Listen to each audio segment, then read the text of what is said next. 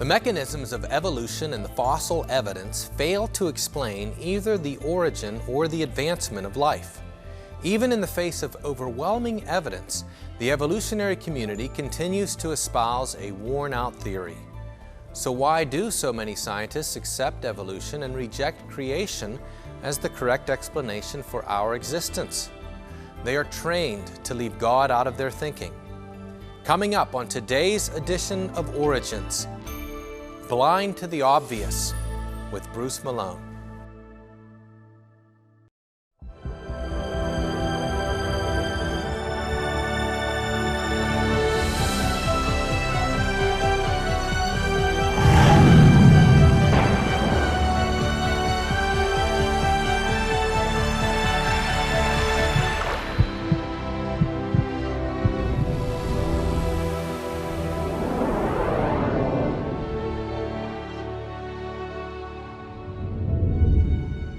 Hello and welcome to Origins. I'm Ray Heiple. It's an honor to be your host today. During this program, we showcase interesting guests who present evidence from science, along with other important facts, validating the truth of creation and the accuracy of the Bible. Today's guest, Bruce Malone, earned a degree in chemical engineering and has 27 years' experience as a research leader with the Dow Chemical Corporation, while holding 17 patents for new products. In 2008, he became the executive director of Search for the Truth Ministries.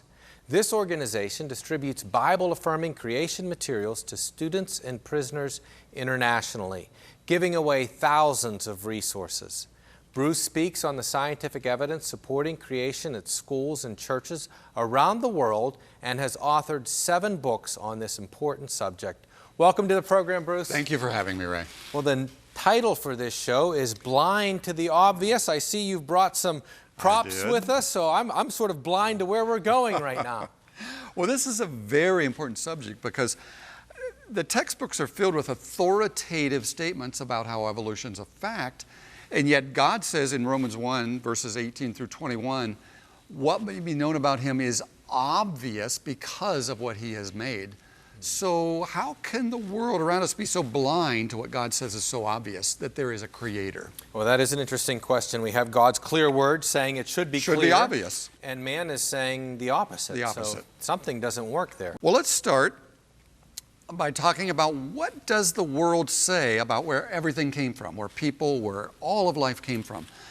Basically from the time of Charles Darwin in 1859 onward, scientists increasingly accepted the idea that mutations and natural selection have transformed one form of life into a totally different form of life. Basically by this equation, the idea that very simple life like bacteria, if there are little changes and those changes have an advantage, mutations are just random changes to any form of life, and they do happen. Natural selection is the idea that some characteristics of an animal have an advantage, and that is all true. It will slowly, over lots of time, change bacteria into more complex life that'll turn into fish, that'll turn into land animals, that'll turn into mammals and birds and monkeys and eventually people. And it's all presented as a fact of history throughout our educated world today. We observe things adapting. Animals will adapt to different environments. And because those things are called evolution, students assume everything that's called evolution is true. For instance, here's a quote from a college textbook. It says, this animal that you're looking at is a well-preserved skeleton of a megastronodon. Sounds very scientific, doesn't it? It certainly does. Oh, very scientific. And it allows an accurate reconstruction of our own earliest ancestor. Now that's not stated as a theory, it's stated as a fact of science. Now just to make that a little less technical, what we're being told is this little critter is Grandpa. Now you say, well, my grandpa didn't look like that, but how about your great-grandpa or your great-great-great-great-grandpa or great-great-great-great-great-great-great-great-grandpa? Yes. That's what it is saying as a fact of history. But let's go back to simple life. Could chemicals come alive? That's what we're told. Our young people, as they watch movies, Star Trek and Star Wars and all of these alien movies and the Transformers and so on, it is implied life pops up all over the universe, just in lots of forms and varieties, basically chemicals have come together and then advanced into advanced forms of life. And yet we run an experiment billions of times a year where we put every chemical needed to form life in a container, and then heat or light could pass through it, and then we open the can to see, does a new form of life form? And I think you can guess by looking at the picture what I'm talking about. Canned food has all the chemicals needed to make life. They're all there. They're just canned in a can. Yet no one ever pops up their can of food and out crawls a new little alien creature. Billions of times a year we do it. Nothing new and alive ever develops. The answer is absolutely obvious. Life can't form itself, and every experiment shows this. So why do people still believe it's happening? I'll answer this question near the end. Okay.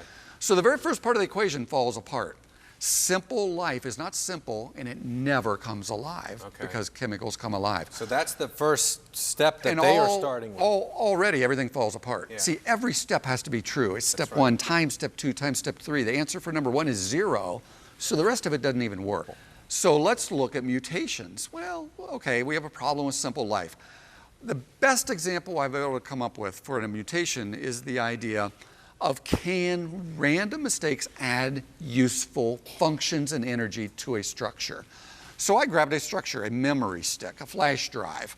Now, when I bought this flash drive, it was 512 megabytes, and it cost me about $100. Now, young people are laughing already. They can't even remember that far. So let's add a mutation to my memory stick. So I drove a nail through it. You know, I just took my old hammer and went wham, knocked my nail through there. That is a mutation. It's a cosmic ray coming down and blowing apart part of a DNA, a rearrangement of the language inside of the nucleus of a cell, just a random rearrangement of parts. Now, maybe the nail will connect a couple circuits that didn't used to be connected. So I tested it, and it didn't work better. So I added some more mutations, and each time it would not hold more information. Remind me never to bring my computer to you when it's not So then I well. added more mutations, and I tried it and tested it and tried it and tested it, and then more mutations. Guess what? It did not cause increased ability or function. You see, mutations are not the answer. They will change things, but they do not ever, in any example, add functional information. We've done this experiment thousands of times since the early 1900s, where we took fruit flies. They have a 14-day life cycle. We add radiation, so we increase their mutation rate by thousands of times. We do it with thousands of fruit flies, so we're simulating millions of years of evolutionary progress. What we get are twisted wings, bent wings, different colors, dead fruit flies, non-functioning fruit flies, extra wings. We've never gotten a new creature. We've never gotten a new feature. We've never gotten a new function. We've never gotten an improvement. So we do an experiment. Do mutations advance things? The result is crystal clear. They never cause an advancement. And now we're not talking about theory. We're talking about scientific laboratory results. Reproducible experimentation.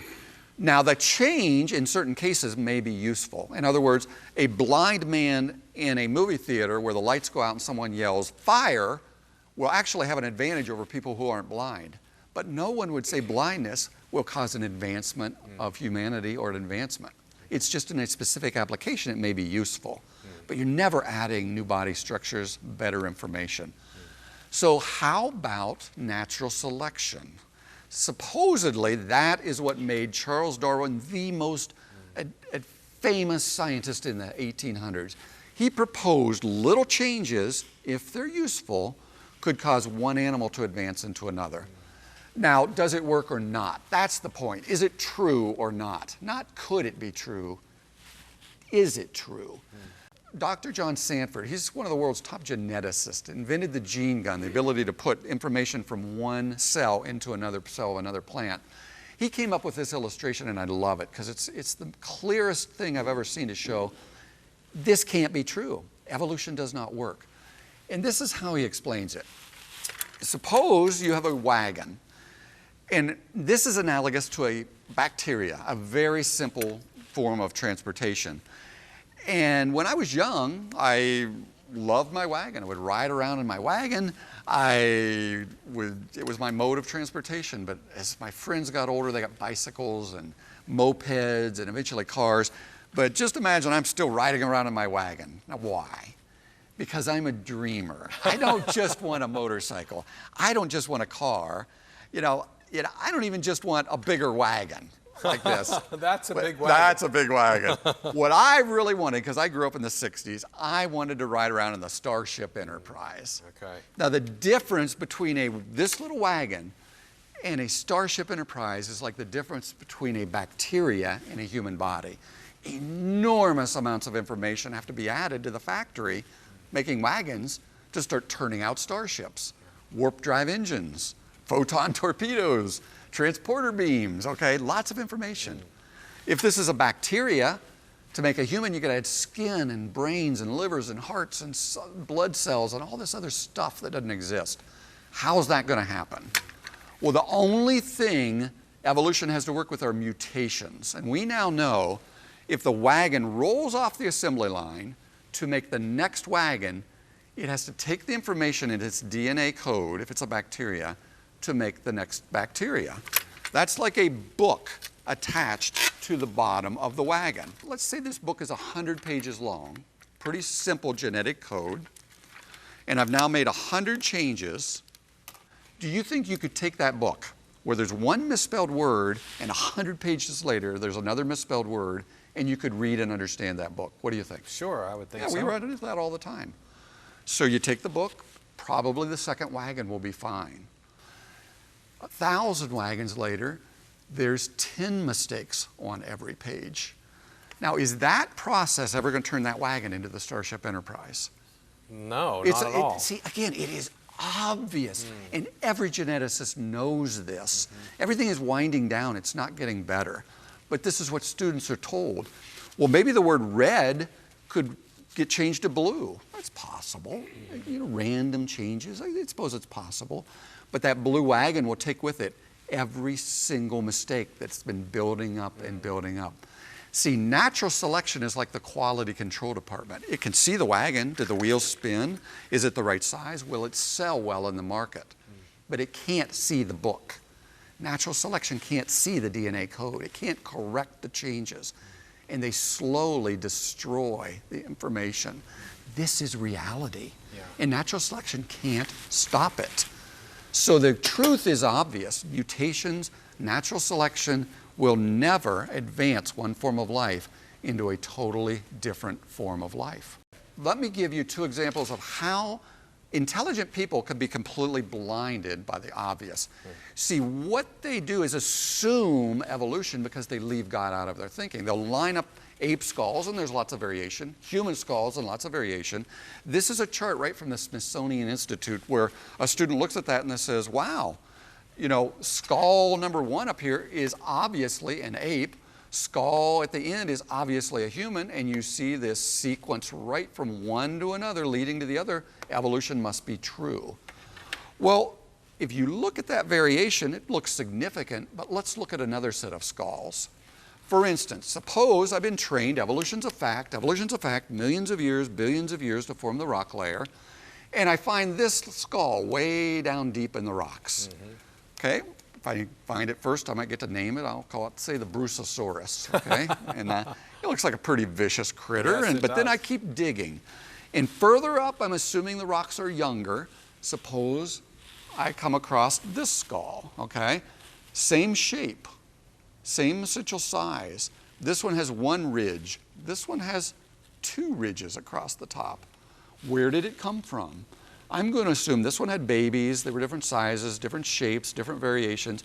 Maybe this one lived where there were lots of trees and rocks, and by being smaller, it could hide behind them better, and it had an advantage. So this one evolved over time and turned into this one. Just a little bit different variation.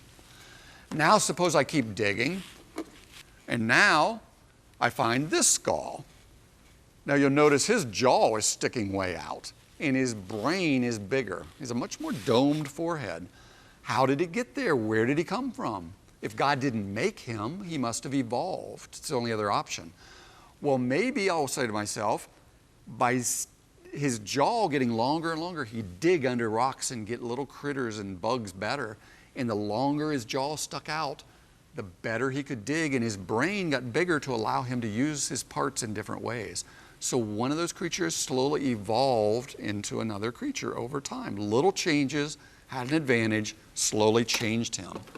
And then finally, suppose I dig up this guy. It's like, eureka, look at the size of the brain on that guy. He's little, but he's got this huge brain. He must be really, really smart. He's like the Einstein of this kind of creature. And he's got to be, because he's so small, he's got to have a big brain to survive. So see, I've used evolution to explain where all these creatures came from, and it sounds really convincing. It does, but it's pure speculation. There's not a shred of proof of any of that. I've got the skulls. I mean, surely they didn't just poof appear. So they must have evolved and slowly changed. It's going to sound very authoritative to the students. Now let me show you what those animals actually are. The first one was a wolf. This is a wolf skull. The second one was a fox. That's a fox skull. Similar animal. The third one is actually a bulldog. And this little guy, he's not the Einstein of this kind of creature. He's a stupid little chihuahua. He wouldn't last for 2 weeks in the woods with the wolf. That's right. Those animals wouldn't even be if it wasn't for man's ingenuity in All of these creatures genetically are the same kind. When God said he created different kinds in Genesis 1, that doesn't mean there's lots of variation. All of them interbreed. They can all be traced genetically back to the wolf. The wolf had a book of information to create lots of variety, and look at the variety. And just looking at the skulls, you wouldn't know that. But genetically, we know it's true. There's no evolution. It's called evolution, but it's just change and variety built into their DNA code. Now, those skulls of apes to humans, they're either variations of apes or variations of humans with enormous differences in between. The DNA code of apes and humans have now been decoded, and there's somewhere between 100 million and 300 million differences. So it's somewhere between 10 and 30% completely different. That's like a Grand Canyon-sized gulf of information that's never been filled. So we know the truth. Evolution is not true. It's a misinterpretation. Seems like it's becoming more obvious, but we are becoming more adamantly blind. We'll talk about that after the break. Sounds good. Stay with us. We'll be right back after this.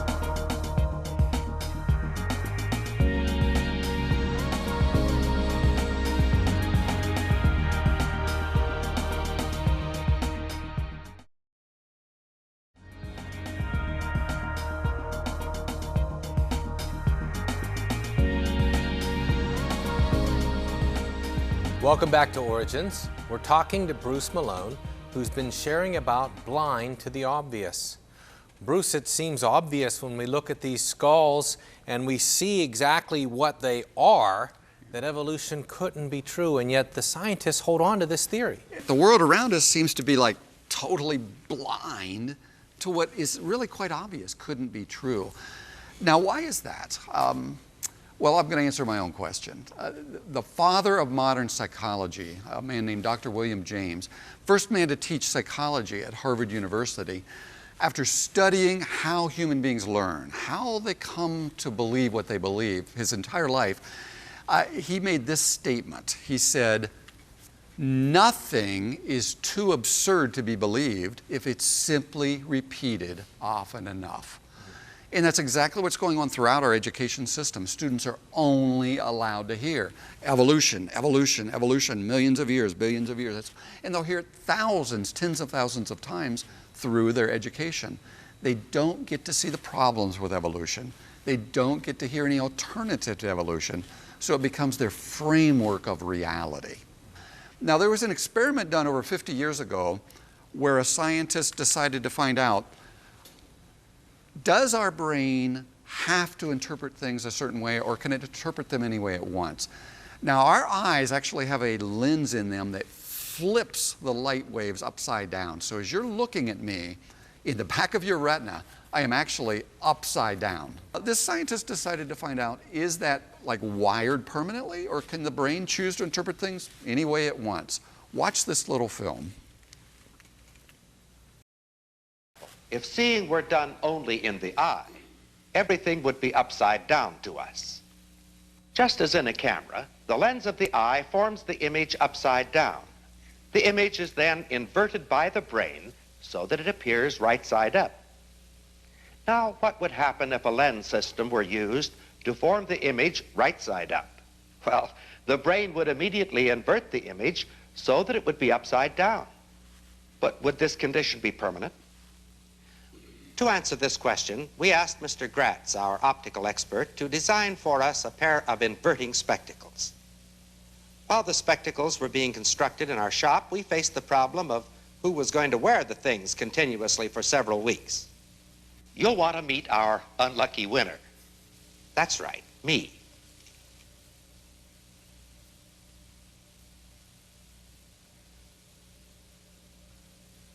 Even from the first, it was possible to walk in this topsy-turvy fashion, but it didn't take long to develop a rollicking case of seasickness. We decided that for your sake as well as ours, we'd better conduct our first test sitting down. However, just sitting down wasn't so easy. Even the simplest tasks were at first impossible. No amount of concentration or effort could overcome the compulsion to reach in the wrong direction. The inverting spectacles had to be worn every waking moment during the entire period of the experiment. Anytime the glasses were removed, the eyes were closed or fully covered. Walking to work upside down was an exhausting experience, but it provided a valuable period of relearning and reorientation. It also caused quite a stir in the neighborhood.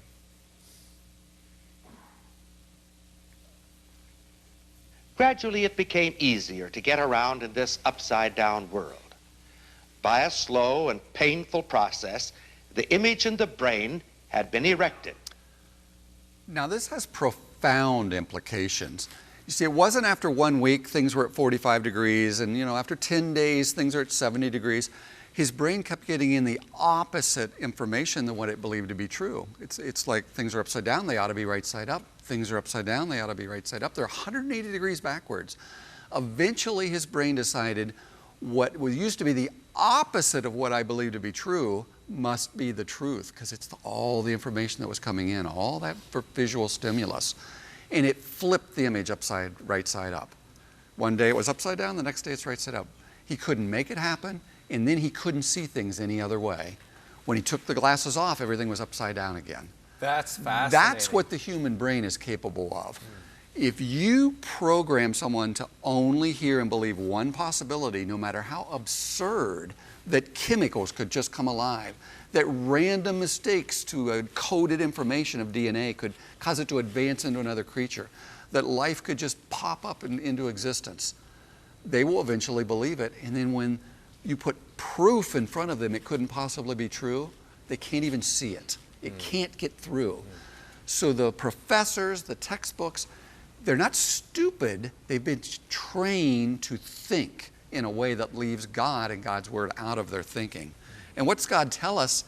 God says, thy word, God's word is the lamp unto my feet and the light unto my path. God tells us, trust the Lord with all your heart. Don't lean on your own understanding. Acknowledge Him and He will direct your paths. Because if we don't, how do we know what we believe is true? Especially if it's about history and stuff we can't go back and see how it happened. And when we do that, when we examine the world around us based on what He's told us, different forms of life were created as distinctly different kinds. It's exactly what we find. That there has been a world-covering flood that created the rock layers and the fossils. It's exactly what the data indicates.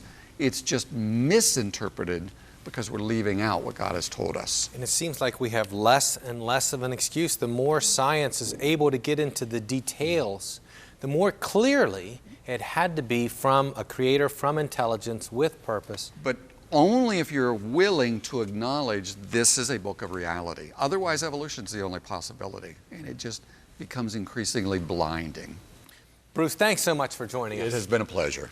And thank you for joining us. As we saw in today's program, there is a blindness in man. It's not there because he can't see the evidence so much as he doesn't want to see it.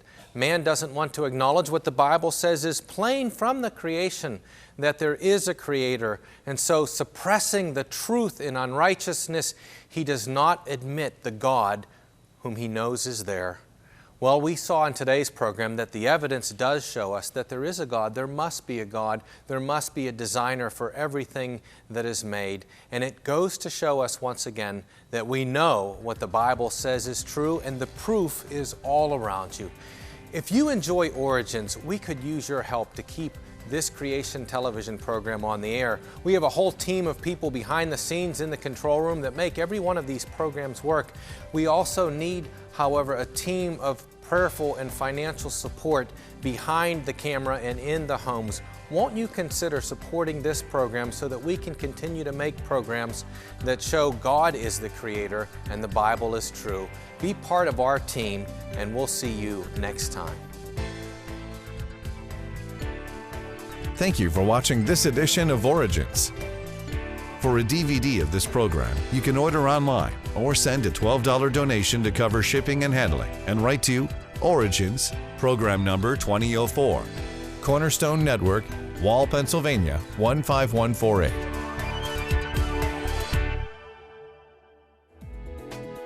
This presentation was made possible by the faithful prayers and financial support of you, our Cornerstone family.